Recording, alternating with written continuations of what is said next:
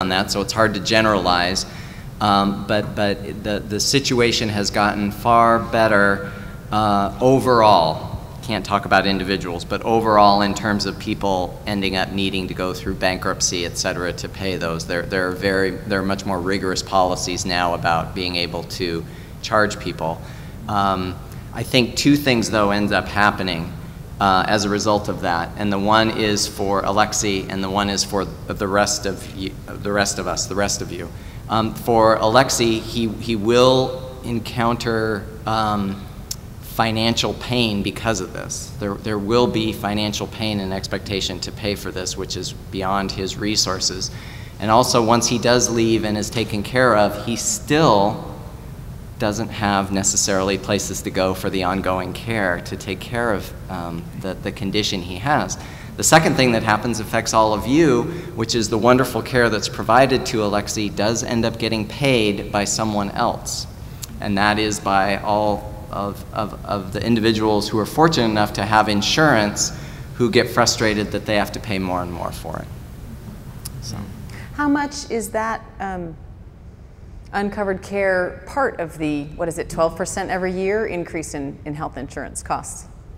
I've heard that the cost of uninsured care is 10% of the cost of people who have insurance. So it adds a 10% price tag. Okay, yeah, go ahead. Sorry, to step away for just a second. I was one of those people that had health insurance my whole life until I put all of my money in real estate and lost everything 6 years ago. And didn't have health insurance for my kids and my family and so forth. But my son had what we thought was a heart attack, and we took him to Emmanuel Children's Hospital, who immediately helped him. And the next day, Care Oregon called us and immediately had us covered in insurance within about 2 days. And once he was let out 2 weeks later, which it wasn't a heart attack, but it was pretty heavy, 2 weeks later, Care Oregon was on my back porch setting up the plan for what we were gonna do. So the kids have been insured ever since. My husband and I are not, but at least they're taken care of. But both of those places did a wonderful job in helping out and making us not go more broke. So I just wanted to share that it did happen, and it does work if you let it, I guess. Thank you. Can I ask you a question? Sure. So your kids have insurance now, you and your husband don't. What are the barriers to health care that you have? Do you go to the doctor? Do you have any trouble finding doctors that will take Care Oregon? Not doctors, dentists. Like my daughter's scared to death of the dentist that they allow, so she doesn't go. For me, I went to one of the dental schools downtown and got some cleaning. But luckily, we're really healthy, and I have a full-time job. I'm a teacher, but we don't have health benefits where we're at. So we just stay healthy. I don't believe in getting sick. I haven't had a sick day in 6 years. Thank you. Sure. I'm dying of curiosity which school district you work for that doesn't have any health insurance benefits. A very odd one. Okay. Well, it's a private school. Okay. So. Okay. We'll leave your. I don't want to invade your privacy too much. I want to take this scenario a little bit differently. So Alexi and Crystal went to the emergency room, and then and some of the instructions on discharge were to go to this community clinic and have some follow-up afterwards. And so the next day, Crystal and Alexi Jr. go to the clinic, and checkup's fine, and the throat thing's fine, and he gets a look at the rash and gets another cheap prescription for an antibiotic. But in the middle of the conversation, Crystal wants to talk about bruises on her son's arms, because when his dad gets depressed, he also gets a little mad. He doesn't know what to do with his depression. He takes it out. He's not throwing his son out the window. He's holding him tight. He's shaking him. He's maybe smacking him a bit because he just doesn't know what to do. Two questions for the people up here. First, to Liz and Maria, you both have dealt a lot with behavioral issues and with mental health.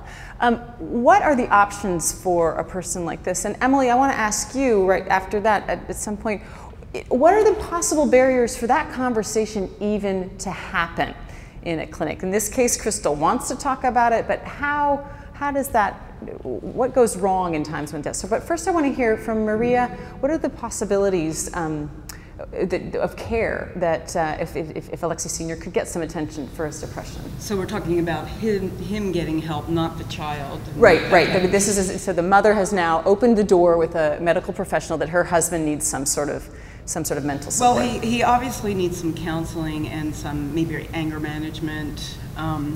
Anger management, is it on? Yes, Yeah. it's on. Anger management classes. However, to be admitted into the hospital, since he has no insurance, to be admitted into the hospital to get care at my hospital, he would need to be suicidal and a threat to himself or to others. So for him to come in and get the comprehensive care that we provide, it would have to be that severe and that extreme. In terms of outpatient services, there are some resources like Cascadia or LifeWorks where he could walk into the clinic. However, I am not sure that he would have the wherewithal to even ask for help at that point. If someone is struggling with depression, he's getting angry and he's hurting his child, my gut sense is he's not going to be real forthright about that and actually seek help for that. I would hope that he would and would go that route and hopefully get some direction, perhaps some medication or some individual counseling.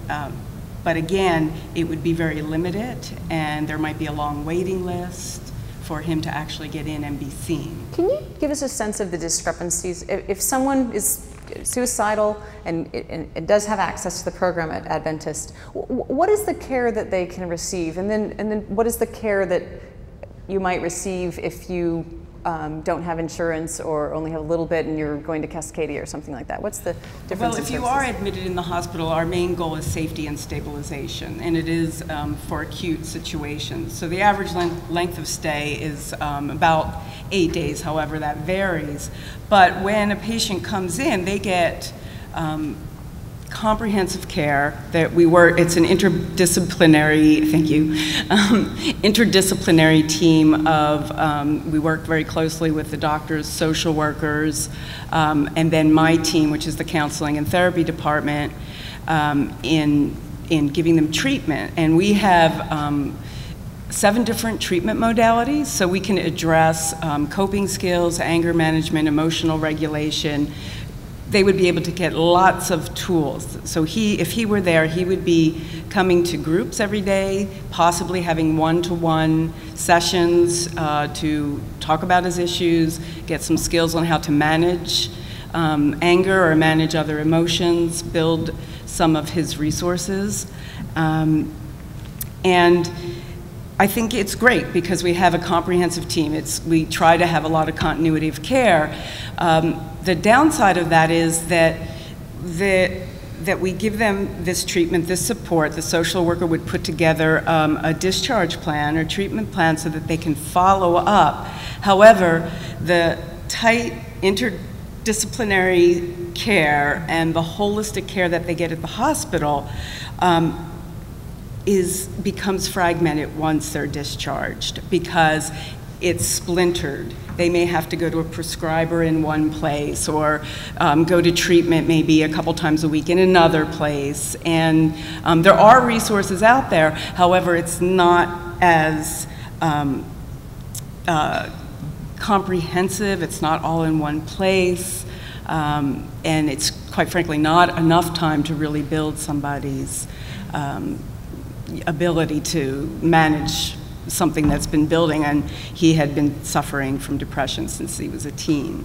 So he would need a lot of social support, a lot of treatment on the outside post-discharge. And some of the things you mentioned, it brings into play barriers that we hear a lot about, like if one clinic's in one place and another's in another, you've got to get between the two of them. You have to have transportation to make it. You've got to keep track of different the different care providers, and it's not all in one place. Liz, what would you like to add to this scenario? I would like to talk about this from two different perspectives. One from that of a college professor who teaches people who actually work with clients. When this family was discharged, say they went to Centro Cultural in Hillsborough or Beaverton, or they went to Virginia Garcia, you would have interns. Most colleges in the Portland area have students who are working on internships in a lot of the clinics. And so they would be able to get care at a lower cost or even at no cost. So these interns are people under supervision, and they are taught to do suicide risk estimations. They would know how his whole life situation, being that he lost his job and his wife is working and he isn't, you know, something about his whole life situation is making him more angry. And she comes back in the evening, and here they're in the ER and end up at Centro Cultural or Virginia Garcia. So pretty much I would take care of him, be very, very concerned for his depression, make sure he doesn't have, he's not really suicidal, doesn't have a definite plan, give him the phone number to Washington County Crisis Line, if they're in Washington County or Multnomah or Clackamas County, and refer him to the local clinics. Like Portland State University has a School of Education counseling clinic. It's a low-cost clinic where people are seen on an ongoing basis.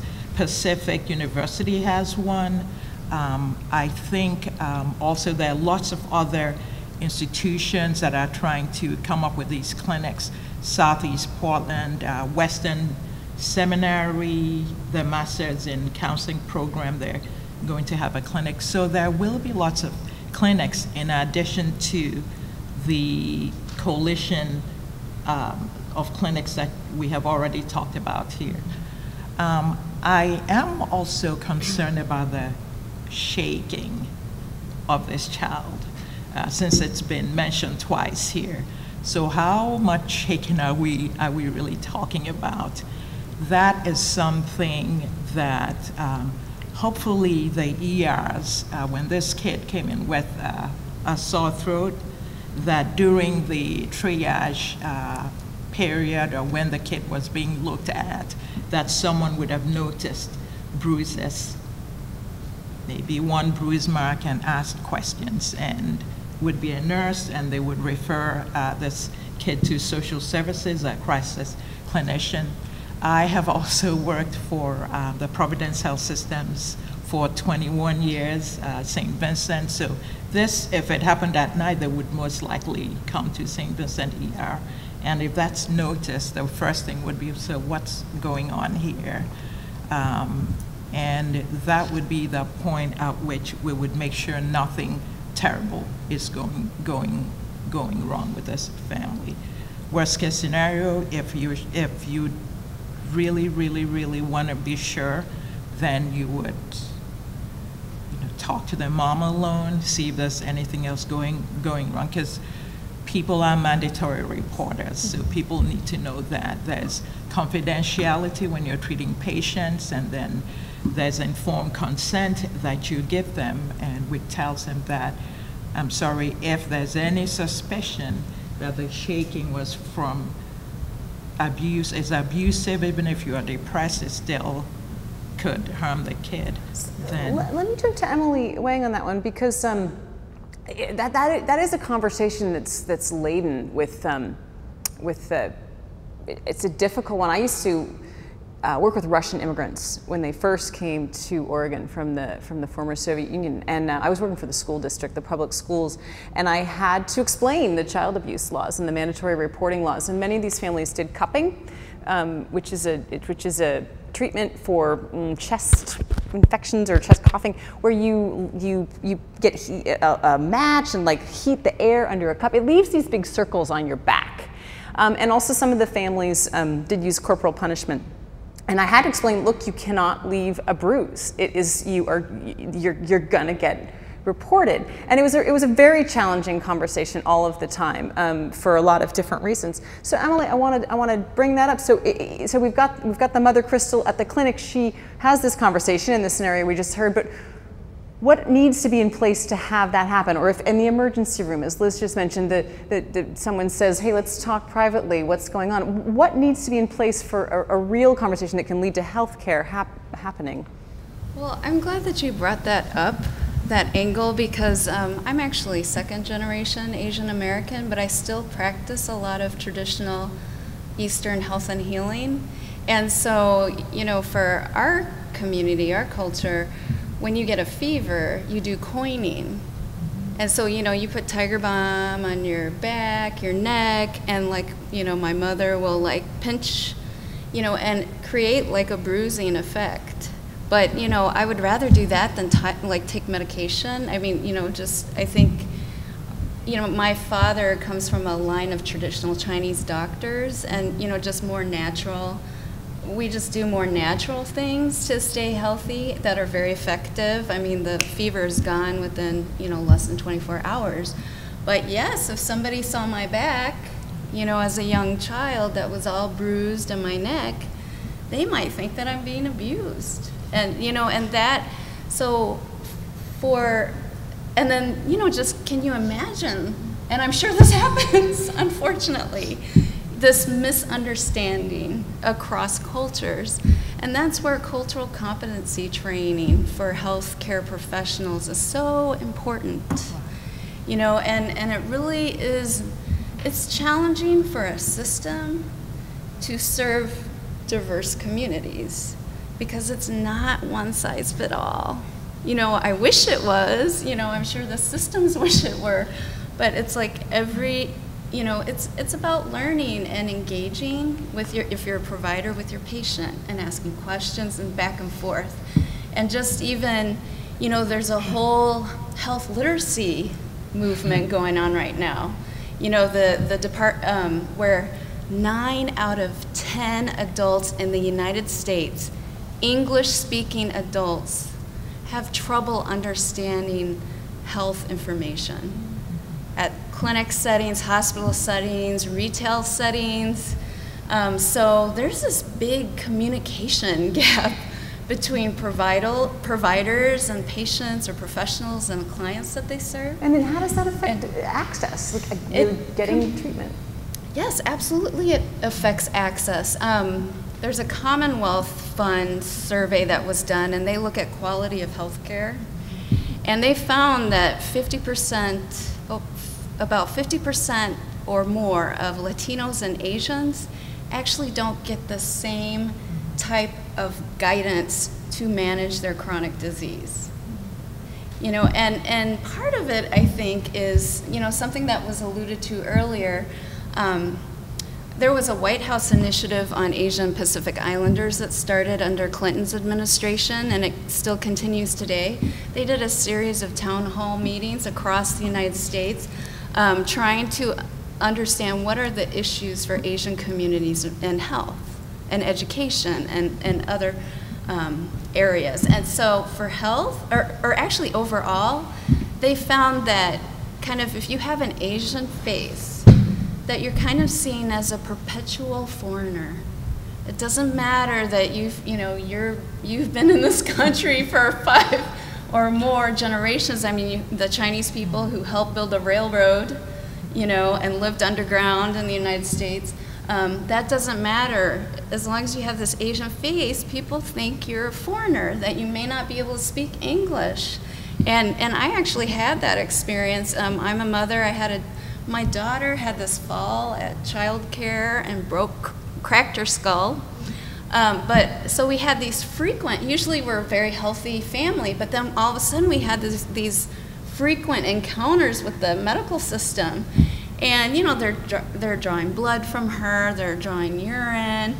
And I, as a health professional, have, you know, heightened health awareness. I'm asking questions left and right.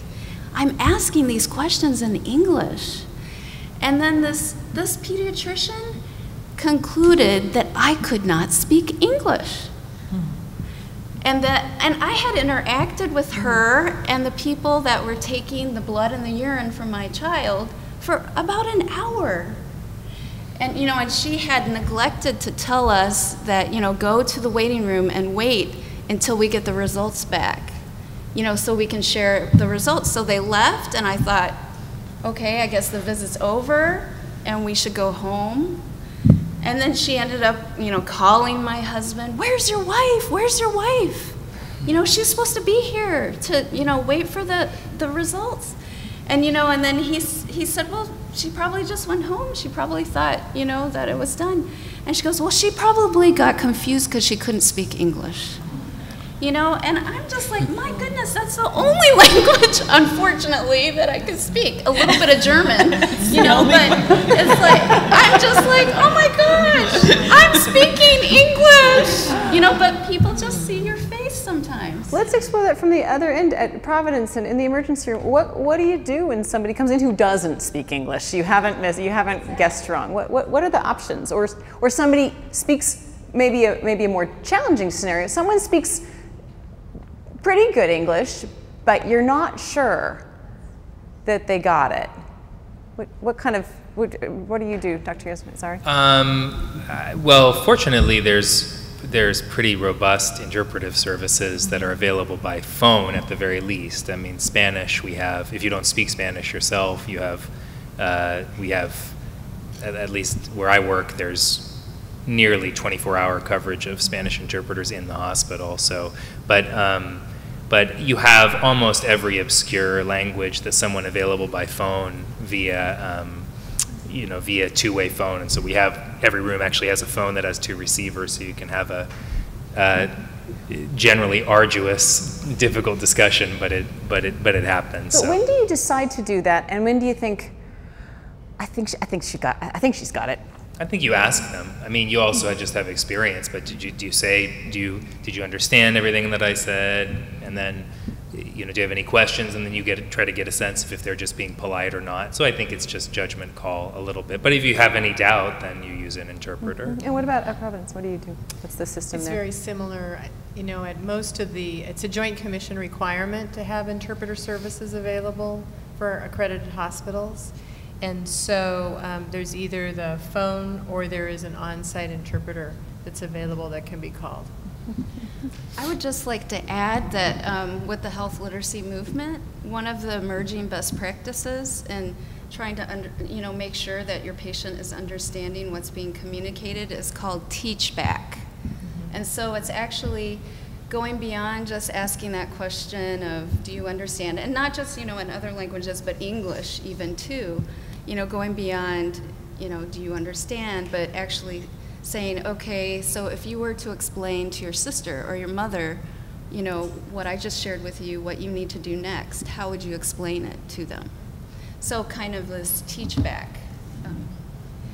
And I just think that that's critical, not just for people who don't speak English, but for all people who are receiving health care. And we, at our hospital, we have that similar, not for people who don't speak English, but just in general, because when you are receiving health care and you've been in a crisis or you're stressed, you are not hearing, you're not getting all the information. You're sleep deprived, right. You know, you're sick, you're the worst that you've ever been. Being sick is an access to, is a barrier we all need advocates, you know, somebody to do these things for us and listen.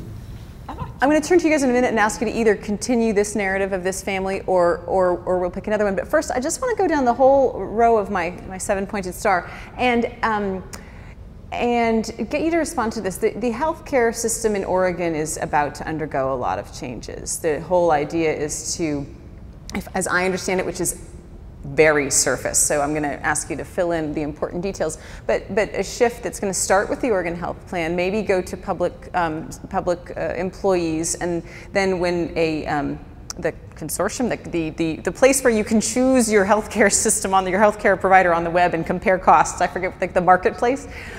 The exchange, thank you, gets into place. But a lot of it will be centered around two big themes as I know it. One, this exchange where you can compare plans and have some transparency. And two, the idea of a medical home where the attempt is to provide more holistic care. And I would just like to hear from all of you briefly. We'll start at this end and go down. What do you think is going to be the most significant change there? What do you hope, perhaps? And what are your doubts? With the focus on access, on getting people the health care they need. Let's start with you, Margaret. That's a very good question. And so it's predicting the future. It's almost impossible to answer. But so under the coordinated care organizations, I think the most major change, I think, for patients, hopefully, and you mentioned the patient-centered medical home, is that there is going to be, it's almost going back, for those of us that can remember, back to the 80s when we had the more intense managed care environment. But now we have managed care with specialists, really. Primary care and specialists are going to be put at risk under these new coordinated care organizations. So there has to be and will be more partnership. And there'll be greater, I believe, care coordination, which is essential within that patient-centered medical home. When you say primary care physicians and specialists are going to be put at risk, you mean they might not have jobs? At risk in terms of actually financially, in terms of a global budget, that they'll have X dollars that will pay for whatever the healthcare needs are of those patients. And so they're going to need to collaborate. And I think one of the biggest challenges will be, how do we move from the competitive environment to the collaborative environment for healthcare? And I think that is part of the goal that certainly the governor has with the coordinated care organizations. Maria, what do you think about when you think about these changes? Well, I think one of the things I'm excited about with the CCOs is to have the primary care and the behavioral medicine and dental care all coordinated together in one place, because we know that when someone is physically ill, there could be emotional ramifications, and vice versa. When people are having behavioral challenges and mental illness, they often have dental care issues and physical issues that they're not taking care of. I mean, they may not even know that they're real. If they're in a delusional state, they may not know, or they may have a delusion around something that does have a physical origin. So I'm excited to have all of those things in one place, because it's whole person care. That's what we need. And I think that the CCOs, I'm hoping, will be able to provide that. Mm-hmm.